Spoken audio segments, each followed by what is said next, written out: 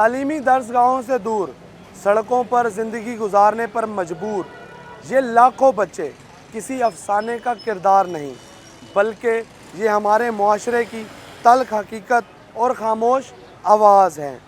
شہر کے ہر چوراہے، ہر فٹ پاتھ پر موجود یہ بچے کبھی جوتے پالش کرتے، کبھی پانی کی بوتلیں اٹھائے اور اسی طرح پھول اٹھائے کسی گاڑی کی کھڑکی پر انتظار کرتے دکھائی دیتے ہیں۔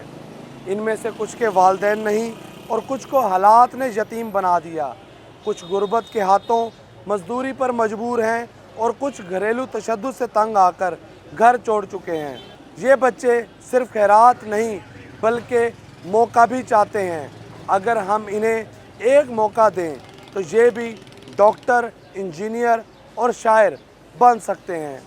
12 اپریل کو ورلڈ اسٹریٹ چلڈرن ڈے کے طور پر منایا جاتا ہے، جو صرف ایک تاریخ نہیں بلکہ ان بچوں کی موجودگی کا اعتراف بھی ہے۔ اقوام متحدہ کے اعداد و شمار کے مطابق دنیا بھر میں 15 کروڑ سے زائد بچے سڑکوں پر زندگی گزارنے پر مجبور ہیں، جبکہ پاکستان میں 15 لاکھ سے زائد بچے موجود ہیں۔ یہ بچے بھی مسکرا سکتے ہیں اگر ہم ان کے آنسو پہنچنا سیکھ لیں۔ اگر ہم نے آج ان کا ہاتھ تھام لیا تو ہو سکتا ہے مستقبل میں یہ ہاتھ بھی قیادت کریں۔